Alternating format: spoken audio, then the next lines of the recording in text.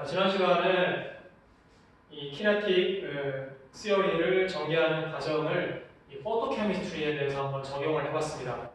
그러니까 우리가 일반적으로 지금까지 다뤘던 내용들은 가스 페이지에서 주로 리액션이 일어날 때 그 리액션 레이트를 어떻게 정량적으로 기술할 것인가 뭐 이런 모델을 가지고 여러 가지 케이스에 대해서 계속 적용을 시켜서 풀어보는 그런 훈련들을 반복을 했었습니다. 이러한 프로세스가 이 포토케미스트리, 포토케미컬 리액션. 그래서 포토케미스트리라고 하는 것은 광과 케미스트리, 그러니까 광화학 반응이에요. 그래서 광에 의해서 화학 반응이 여기되는 경우도 있었고, 아니면은 단순히 어떤 몰리큘이 광학적으로 여기가 됐다가 다시 바닥 상태로 돌아오는 이러한 광학적 천이 과정. 이 경우에는 딱히 뭐 케미컬 리액션이라고 할 만한 것들이 포함이 되지는 않습니다만, 이러한 천이 과정에 대해서도 우리가 가지고 있던 키네틱 모델을 적용해서 설명할 수가 있었습니다. 그래서 이러한 포토케미컬 리액션 혹은 뭐 포토케미컬 포토 트랜지션 이러한 프로세스에 대해서 우리가 이 키네틱 시어리를 적용을 해봤었습니다. 자, 이 내용을 한번 간단하게 정리를 해보면은, 자, 그 전에 사실 이 부분은 앞에 이 포토케미컬 리액션보다는 그 앞단의 가스 페이지 리액션에 연계가 되는 부분인데, 우리 교재에서는 이쪽 챕터에 이 포토케미컬 리액션이 있는 이 챕터에 소개가 되어 있어서 정리를 이렇게 했습니다만은, 사실 앞쪽에 연계가 되는 내용이라고 하는 게 더 맞을 텐데, 우리가 저번에 다뤘던 가스 몰리큘들이 얼마나 충돌을 할 것이냐 하는 그런 정량적인 이퀘이션을 유도를 했었는데, 그 이퀘이션과 이 키네틱 시어리, 그러니까 케미컬 리액션의 레이트, 그러니까 충돌 수와 반응 속도 간의 어떤 연계를 시켜서 그 두 개의 연결고리로부터 레이트 컨스턴트를 충돌의 관점에서 어떻게 기술할 수 있을 것인가 하는 그런 부분을 살펴봤고요. 거기서 리액션 크로스 섹션이라는 용어도 소개를 했었습니다. 자, 그리고 포토 인듀스 리액션. 이 경우에는 포톤의 에너지에 의해서 리액션이 액티베이션 되는 이런 케이스에 대해서 레이트 이퀘이션을 세워서 적용을 해 봤었고, 여기서는 이제 퀀텀 일드라는 새로운 개념이 도입됐었죠. 퀀텀 일드라고 하는 거는 이 광이 단위 시간당이라는 개념이 들어갑니다. 단위 시간당 흡수되는 광분의 리액션 레이트. 그러니까 시간당 흡수되는 포톤의 수분의 시간당 일어나는 리액션의 단위수 이렇게 되는 거예요. 그러면은 시간당의 개념이 다 들어가 있는데, 그 시간당을 다 없애버리면, 약분을 해버리면은, 그러면은 결국 흡수되는 포톤분의 얼마만큼의 몰리큘이 리액션을 일으켰는가 하는 그런 개념과도 일맥상통합니다. 그래서 이러한 개념을 퀀텀 일드라고 하고, 여기서 기본적인 정의는 요 I는 아까도 말씀드렸습니다만 단위 시간 동안 흡수되는 광량이에요. 그래서 시간당의 개념이 들어가 있어요. 레이트의 개념이 이미 들어가 있는, 내포되어 있는 그러한 정의이고, 그렇게 정의된 값이고, 그분의 리액션 레이트입니다. 그러니까 시간당이 들어가 있어요. 시간 없애면은 양으로 환산하면은 흡수된 포톤분의 리액션 양. 이러한 개념을 퀀텀 일드라고 합니다. 이러한 개념이 도입됐었습니다. 자, 그리고 나서는 우리가 이런 모델을 한번 설정을 해서 풀어봤었죠. 광에 의해서 엑사이테이션이 되고, 그 다음에 여기서부터 다시 바닥 상태로 천이를 하는데, 이 들뜬 상태에서 바닥 상태로 천이하는 방법을 몇 가지를 이제 예를 들었어요. 이렇게 non-radiative, 크게는 non-radiative한, 빛을 다시 내놓지 않는, 그 다음에 radiative, 다시 빛을 내놓는 이런 크게 두 가지의 프로세스를 가정을 했고, 그래서 radiative 한 경우 여기서는 fluorescence라고 합니다. 근데 이렇게 non-radiative하게 혹은 radiative하게 받은 에너지를 다시 방출을 함으로 해서 원래의 상태로 돌아오는 이러한 크게는 이러한 어떤 모델인데, 여기서 이제 이 두 개가 섞일 수도 있다, 혼합될 수도 있다. 그래서 일정만큼의 약간의 에너지는 non-radiative하게 방출한 다음에, 그 다음에 나머지는 다시 레디에이티브하게 혹은 또 나머지는 또 다른 non-reactive한 어떤 방법으로 에너지를 해소해서 그라운드 스테이트로 돌아오는 뭐 이런 다양한 조합이 가능하죠. 뭐 이것보다 더 많은 조합이 있을 수도 있습니다만 일단은 뭐 이 정도로 해놓고 우리가 모델 해석을 해봤었어요. 이렇게 중간에서 non-radiative 에너지의 손실이 있은 다음에 빛을 방출하는 이러한 과정을 phosphorescence라고 하고 아니면 그냥 non-radioactive하게 이렇게 연속적으로 있을 수도 있어요. 그래서 이 각각에 대해서 우리가 이 레이트 이퀘이션을 써서 풀어봤는데 여기서 이제 우리가 그 steady state approximation을 적용을 했고 steady state approximation이라고 하면은 steady state approximation의 핵심은 어떤 중간 단계의 그 상태, 농도가 일정하게 유지가 되는 그러한 steady state를 가정을 하는 것이죠. 그럼 중간 상태가 어떤 것이냐, 어느 상태가 중간 지점이냐 하는 것을 정확하게 집어내야 되는데 여기서는 이제 이 S1 상태 혹은 T1 상태에 대해서 steady state approximation을 적용을 해볼 수가 있겠습니다. 자, 이렇게 우리가 이런 모델을 해석을 했고 마지막에 제가 한 슬라이드를 더 덧붙였는데 이거는 여러분들이 직접 한번 해보세요.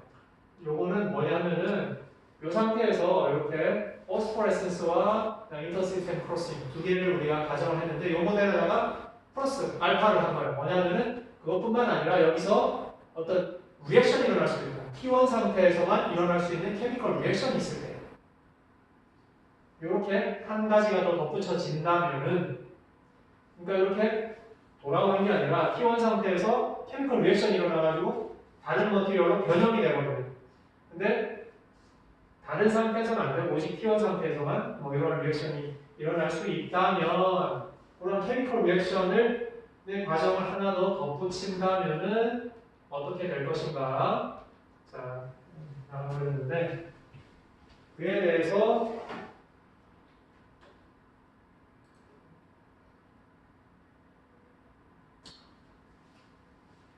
뭐 그런 경우에 자, S0에서 S1으로 가고 T1으로 갔다가 뭐 다시 S0로 돌아오는 이런 루트를 생각했는데 그게 아니라 T1에서 루트가 하나 더 있어요. 경우의 수가 하나 더 있습니다. T1이 다른 T1 상태에 있을 때만 다른 리액턴트와 반응을 해서 새로운 프로덕트를 형성하는 이런 루트도 하나가 추가가 됐다. 업그레이드 버전이죠. 플러스 알파 버전이라고 생각하시면 됩니다.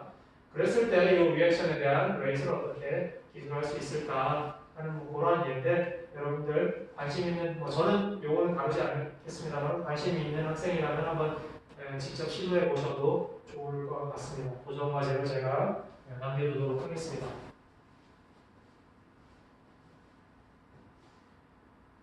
자, 이렇게 포토케미컬 리액션 파트를 마쳤고 자, 우리가 다시 어디까지 와 있는가 뭐 굳이 이제 슬라이드를 띄우지는 않겠습니다. 여러분들이 이제 기억을 하실 것 같아요. 주요하게는 두 가지 파트가 있어요. 이번 학기에. 하나는 Statistical Mechanics, 통계역학 부분이 있었고 하나는 Kinetics 부분이 있습니다. 이 Kinetics 부분은 또 두 개로 나눠져요. 기초적인 Kinetics, 그 다음에 요거를 적용하는 부분. 그래서 기초적인 부분 우리가 했었고 이거를 이제 적용을 하고 있는데 적용의 예가 포토케미스트리도 있었고 그 전에 물론 가스 리액션으로 우리가 적용을 계속 했었고 포토케미스트리 지난 시간에 했었고 그 다음에 이제 리퀴드와 서피스가 남았어요. 리퀴드와 서피스 두 가지가 남았습니다. 그러니까 키네틱스를 적용해보는 사례에 대해서 두 가지가 남았는데 지금부터 할 내용은 리퀴드 페이즈 그 다음에 또 하나는 다음에 할 내용은 이제 서피스 리액션에 대해서인데 우리가 기본적인 이 케미컬 리액션에 대한 레이트 이케이션을 잘 이해하고 있다면 이것을 그냥 적용을 하는 거는 다 똑같아요. 그러니까 여러분들 이 리퀴드 리액션에 대해서도 해보시면 아시겠지만 지금까지 우리가 했던 작업과 거의 똑같습니다. 다만 리퀴드면은 리퀴드에서만 우리가 고려해야 할 특수한 상황 그런 거 하나 그냥 첨가하면 되는 것이고 서피스 리액션이면은 서피스이기 때문에 우리가 고려해야 되는 어떤 부가적인 사항 그런 것들 하나 첨가해서 약간의 그 고정이라고 해야 될까요? 그런 컨셉 하나 두 개가 더 들어갈 뿐이지 기본적으로는 우리가 지금까지 했던 이 리액션 레이트를 기술하는 그러한 과정에서 크게 벗어날 일이 별로 없습니다. 그러니까 어떻게 보면 그냥 약간 확장된 훈련을 계속한다 이렇게 생각하셔도 무방해요. 자, 그래서 이번 토픽은 리퀴드 페이즈의 키네틱스인데 말씀드렸다시피 거의 대동소이합니다.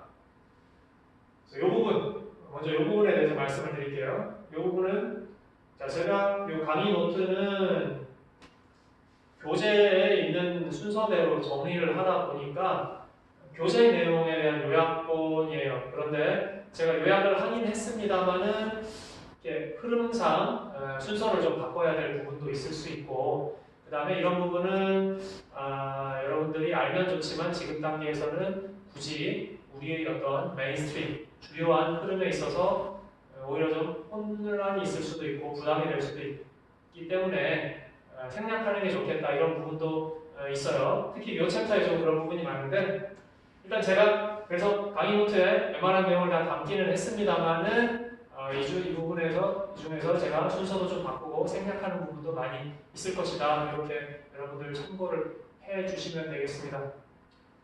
그래서 순서에 대해서는 먼저 이 부분을 먼저 하고 그 다음에 여기서는 여러 가지 트랜스포트 시어리가 있는데 이 피게 법칙에 대해서만 제가 소개를 하고 나머지 부분은 생략하겠습니다.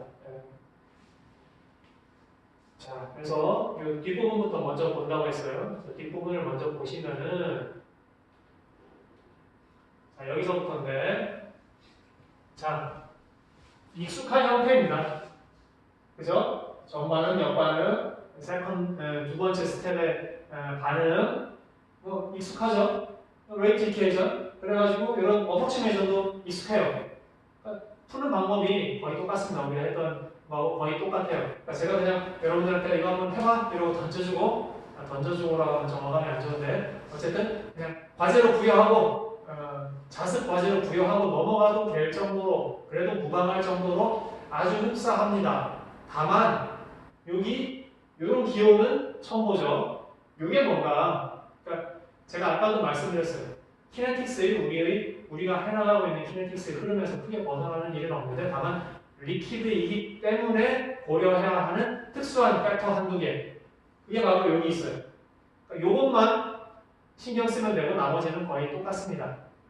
뭐 그런 상황이고 이것은 이제 리퀴드에서의 어떤 그 인터카운터 페어라는 그런 개념인데 인카운터 페어라는 개념인데 이 인카운터 페어에 대해서는 나중에 구체적으로 설명을 드릴 것이고 어쨌든 요거 하나 고려하면 된다는 거예요. 나머지는 똑같습니다. 그러니까 우리가 지금까지 했던 내용과 거의 똑같기 때문에 이 부분을 먼저 하게 될 것이고 자 요거는 뭐 누가 모델링을 했다는 건데 이건 특수한 그냥 케이스니까 참고로 제가 정리했습니다만 뭐 다루지는 않을 거예요. 그 부분은 그냥 생략하겠습니다. 여기를 다룰 것이고 그 다음에 여기서의 리액션 역시 거의 뭐 형태상으로 그냥 봤을 때 익숙하죠. 하나의 예제품을 그냥 추가한 것이다 그렇게 생각을 하시면 될 것 같아요. 뭐 이러한 리퀴드에서 일어날 수 있는 이런 리액션에 대한 레이트 해석을 할 것이고요. 그리고 뭐 비스커스티니 뭐 여러 가지 이 트랜스포테이션에 대한 그러한 개념들이 나오는데 저는 필리알로만 다루겠습니다. 디퓨전에서 매우 중요한 개념이기 때문에 이 픽스 퍼스트 로, 픽스 세컨드 로 이 이퀘이션이 어떻게 성립이 되는지에 대해서만 간단하게 정리하고 왜냐하면 어쨌든 우리의 메인 토픽은 키네틱스고 이것들은 어떻게 보면 또 좀 주변 과제예요. 그러니까 이런 것들은 좀 많이 생략을 하겠습니다. 그래서 피게 법칙 이건 중요하니까 이것만 정리하고 그렇게 해서 이 챕터를 마무리하는 방향으로 진행을 하겠습니다.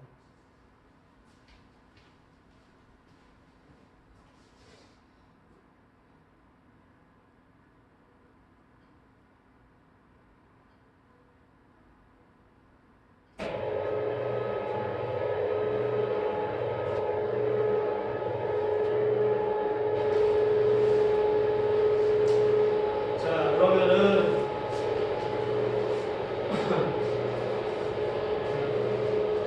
리퀴드에서 일어날 수 있는 특징적인 그런 리액션을 고려를 할 건데, 자, 리퀴드라고 다를 게 없어요. 제가 계속 반복해서 말씀드립니다만 거의 대동소이해요. 다만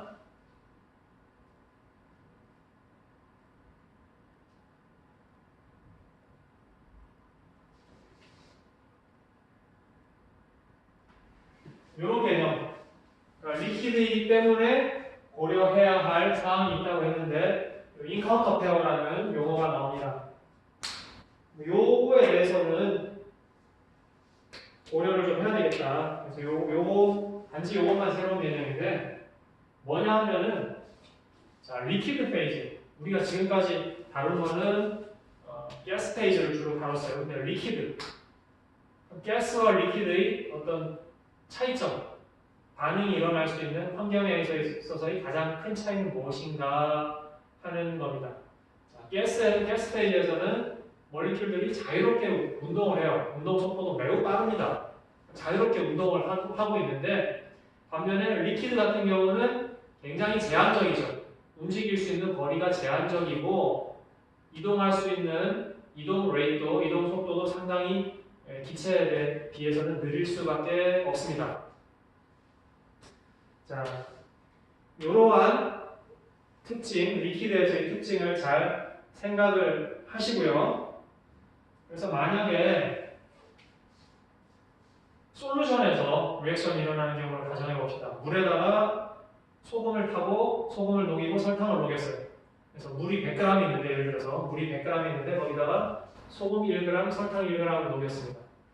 그리고 나서 소금과 설탕을 반응을 시켜요. 실제로 반응이 그런 소금과 설탕이 반응이 일어나지는 않을 것 같습니다만 어쨌든 이렇게 그러면은 물은 솔벤트죠. 용매예요. 대부분의 용매에 약간의 솔벤트가 들어있어서 용매는 아무 역할도 하지 않고 솔벤트끼리, 솔루트끼리, 그러니까 자, 제가 급하게 얘기해가지고 좀 혼돈이 있고 그런데 자, 솔벤트, 용매, 대부분의 솔벤트에 약간의 솔루트, 용질이 들어있어요.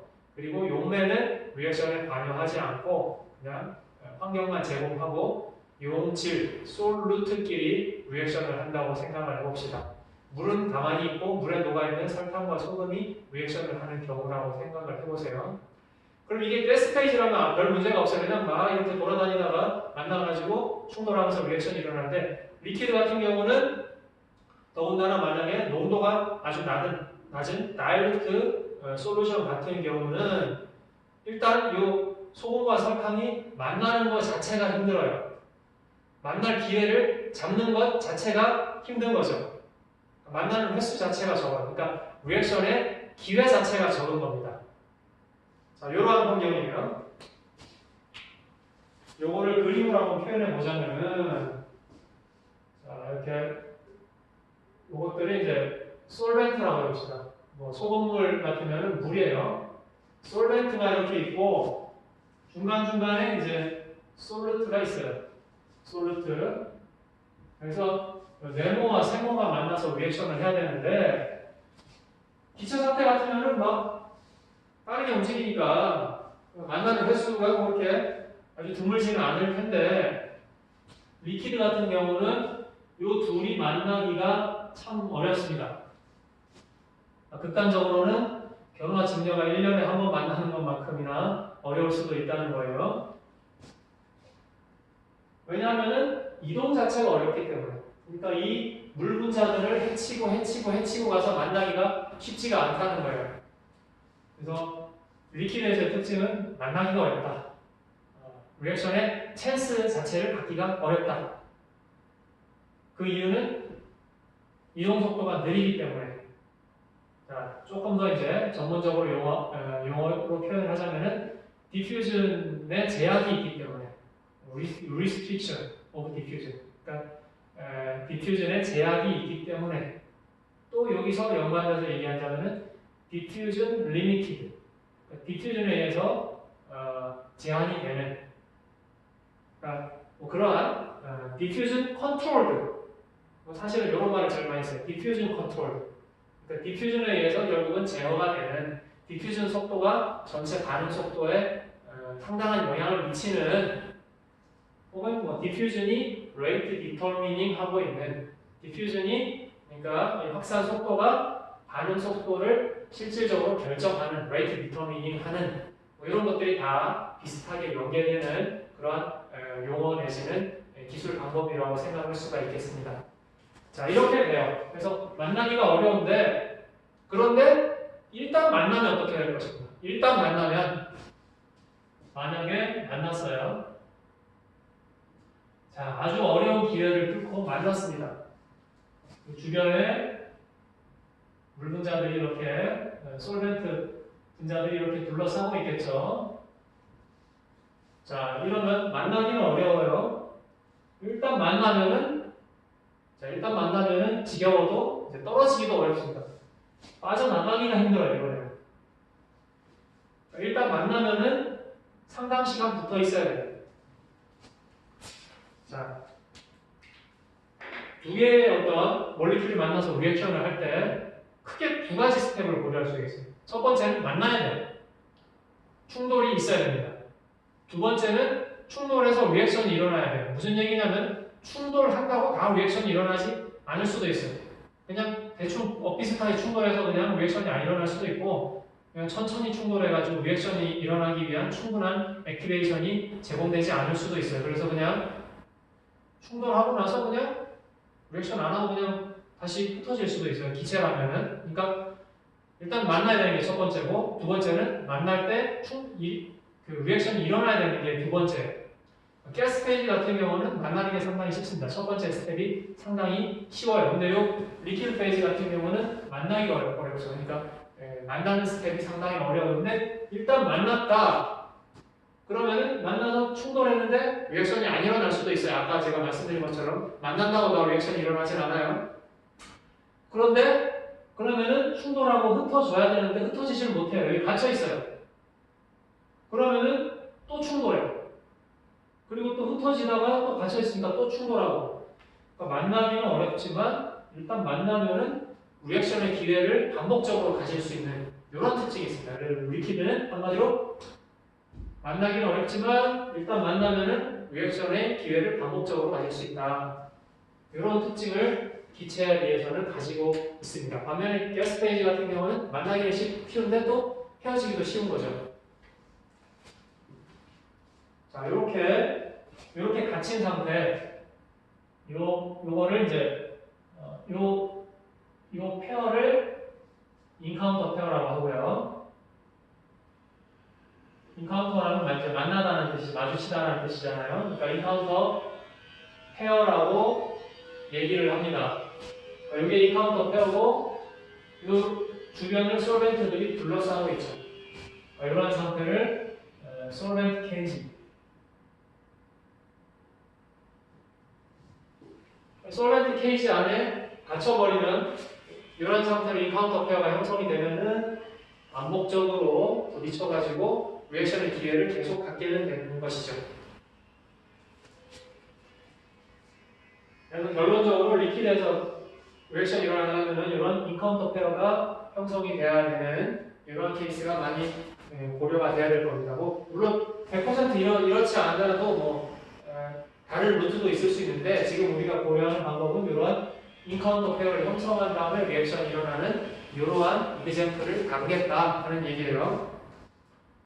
자, 그러면은 이제 요거를 식으로 한번 써봅시다. A, B가 있을 때 예를 들어서 여기 A고 여기 B라고 합시다. A와 B가 리퀴드에서 만나가지고 AB라는 그러한 프로덕트를 형성을 하는 그런 경우입니다. 자, 그리고 여기서 rate constant는 K라고 해주겠습니다. 그럼 겉보기엔 이거예요. A와 B가 만나서 AB가 만들어졌네.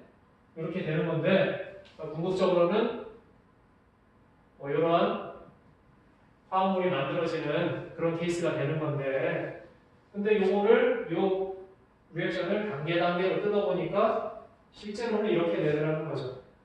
A와 B가 만나서 단 A 플러스 B라는 아직 리액션은 안 일어났어요. 요거는 이제 요 솔벤트 케이지에 갇혀 있는 인카운터 페어를 형성하는 이런 경우. 일단 인카운터 페어를 형성하고 여기서 따따따따따 계속 왔다 갔다 부딪히고 여기서 팅팅팅팅 하다가 그러다가 결국에는 AB라는 이러한 화합물을 형성하게 되더라. 이러한 단계로 이루어진다는 거죠. 그렇다면은 자, 여기서는 만났다가 다시 헤어질 수도 있고 그러니까 정반응과 역반응이 가능하고 여기서는 그냥 역반응은 아니라고 나왔어요. 그러니까 AB가 일단 만들어지면 다시 갈라지는 리액션은 거의 일어나지 않나 무시할 수 있는 그런 상황을 가정을 하겠습니다.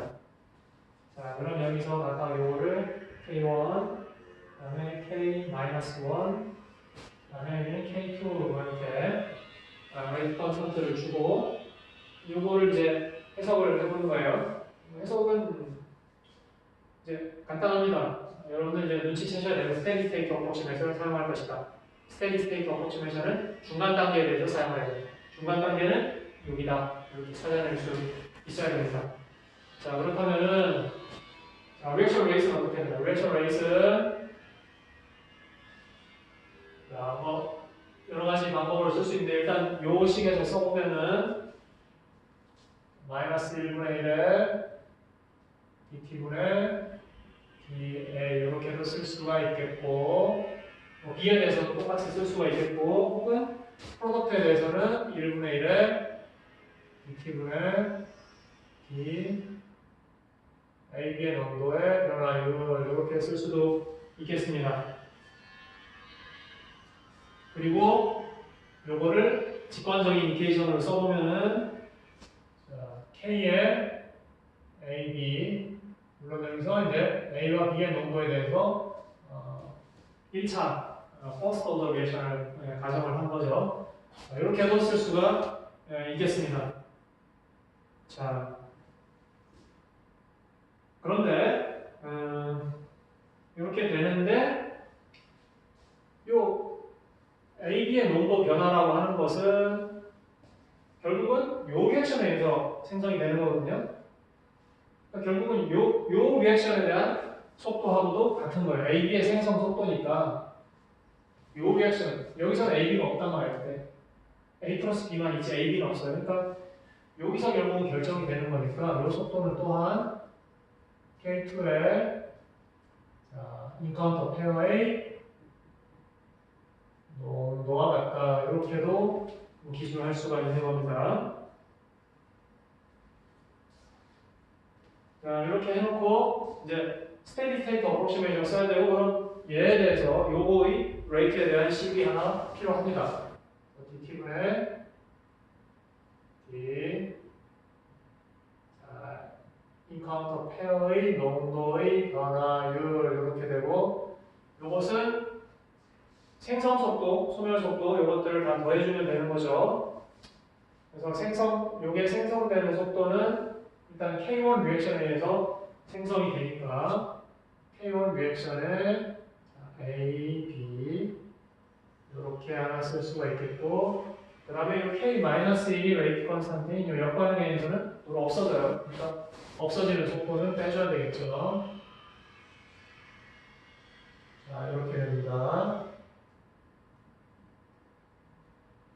자, 이렇게 될 것이고 그 다음에 또 K2 리액션에 대해서도 없어진단 말이에요. 여기서 또 K2에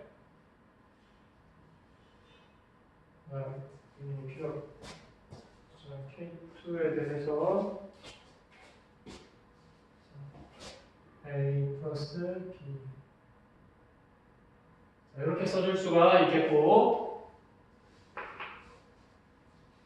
근데 이게 제로가 되는 스테디 스테이트 어프로치메이션 이제 썼어요. 기술이 들어갔습니다. 이 기술이 들어갔어요. 그러면 이게 제로가 되는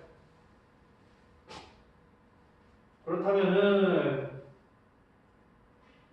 그럼 여기서부터 자 A 플러스 B의 인카운터 페어의 농도는 이렇게 정리를 할 수가 있고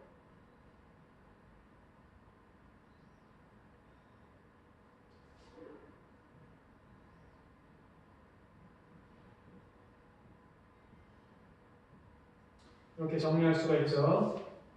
그 다음에 이 식을 갖다가 여기다가 대입을 해줘요.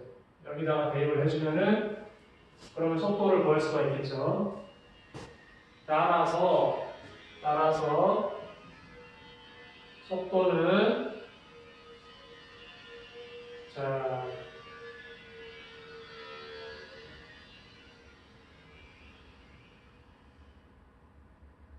요거 분의 K1, K2 그 다음에 A, B 이렇게 결정을 할 수가 있겠습니다. 이렇게 풀어낸 거예요. 이 인카운터 페어를 중간에 한 단계 거친다. 리퀴드의 특징이다. 이거 말고는 특별히 뭐 문제될 게 없어요. 우리가 지금까지 다루던 그런 모델하고 그런 해석의 어떤 프로세스하고 크게 다를 게 없는 거죠. 자, 이렇게 구해냈습니다. 그럼 이제 푸는 건 끝났고, 풀었으니까 이걸 한번 해석을 해보죠. 자, 그러면 첫 번째로, 자, 여기서 첫 번째 가정입니다. 첫 번째 가정은 뭐냐면, 이 형태를 봤을 때, K-1과 K2를 비교를 해보죠. K2가 K-1보다 매우 크다. 이런 경우로 한번 가정을 해볼까요? 자, 요거는 요거하고 똑같아요. K2에, 자, 요걸 하나 넣어보겠습니다. 인카운터 페어의 농도를 하나 넣어볼게요.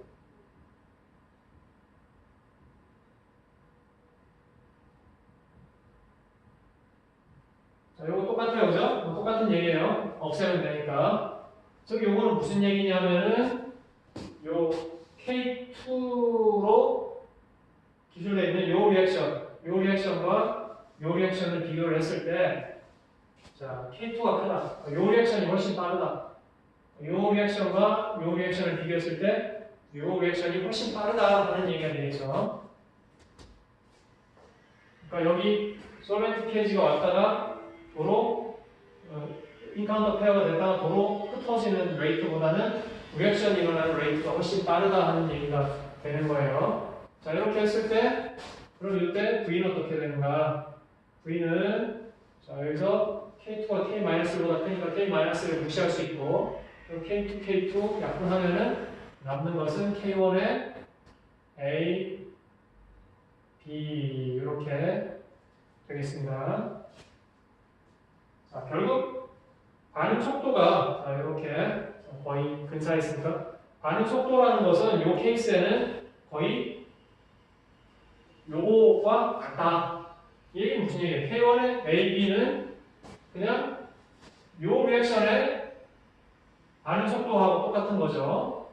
그러니까 요 리액션의 반응 속도가 전체 반응을 결정한다는 거죠. 왜냐하면은 일단 요게 만들어지면은 K2는 빠르니까 몇 반응보다는 이쪽으로 가는 게 훨씬 빠르다고 가정을 했으니까 일단 이 카운터 페어만 만들어지면은 쑥 가는 거예요. 그러니까 이 카운터 페어가 얼마나 만들어지냐 하는 요 리액션 자체가 전체 리액션 속도와 거의 같아지는 이러한 상황이 되는 거죠. 자, 이렇게 될 수 있고 그 다음에 두 번째 반대면 어떻게 될 것이냐 반대 상황이라고 해봅시다. 반대 상황이면은 자, 이런 상황이면은 어떻게 될 것인가 그러면은 자, 이렇게 되는 거죠. 그럼 이 상황이면은 V는 K-1이 K2보다 훨씬 커요. 그러니까 K2를 무시할 수 있죠. 그러면은 뭐 이런 식으로 쓸 수 있어요.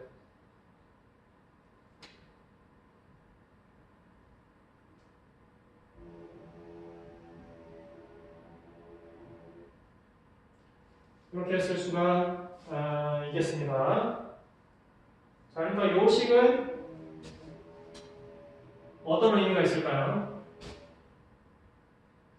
요 부분 K1의 AB 요거는 전반응의 속도예요. 요 속도죠. 아까 우리가 얘기했던 아까 1번 어프로시메이션에서는 요 형태만 나왔었는데 지금 2번 어프로시메이션에서는 이제 요 형태에다가 K-1분의 K2 이렇게 남아있죠.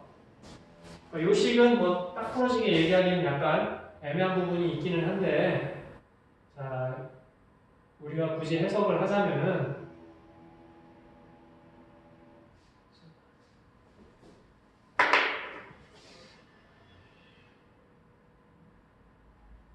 자, 이렇게 되어 있으니까, 자, 이 부분을 보면은, 자, K-1 리액션 대비 K1과 K2 리액션이 얼마나 받쳐주느냐, 이런 비율로 결정이 돼요. 그러니까 이 역반응의 대비 이러한 전반응의 속도들이 얼마나 많이 일어나 줄 수 있느냐 하는 거에 의해서 리액션 속도가 결정이 된다. 굳이 제가 해석을 하자면은 뭐 이렇게 해석을 할 수가 있는데 요 2번 케이스를 딱 부러지게 한마디로 정의하기는 좀 힘들어요. 그러니까 뭐 여러 가지 K1, K-1, K2 여러 가지 리액션들이 각각의 어떤 상대적인 크기에 의해서 전체 속도가 결정이 되는 거고, 뭐 어떻게 보면 당연한 얘기예요. 그러니까 뭐 요거는 딱히 뭐 어떠한 상황이다라고 딱 부러지게 얘기하기는 좀 애매한 면이 있습니다. 그런데 아까 1번 케이스처럼 1번 케이스와 같이 이러한 경우였다면은 이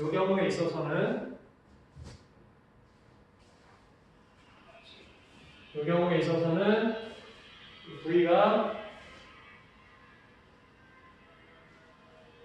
이렇게 결정이 됐었죠. 아까 거 다시 쓴 거예요.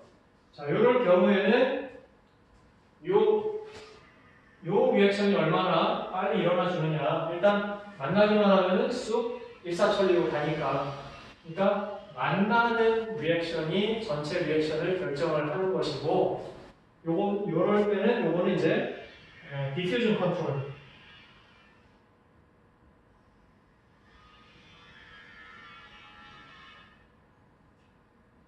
결국은 디퓨전에 의해서 전체 리액션 속도가 결정이 되는 거예요. 얼마나 잘 움직여가지고 만날 것인가. 만나기만 하면 리액션이 일어나니까. 그러니까 디퓨전 컨트롤드 그러한 위심에 있다. 디퓨전 컨트롤드 스테이트에 있다라고 생각을 할 수가 있고, 반면에 2번의 경우는 만나는 것뿐만 아니라 만났을 때 얼마나 리액션이 잘 일어나 줄 것이냐.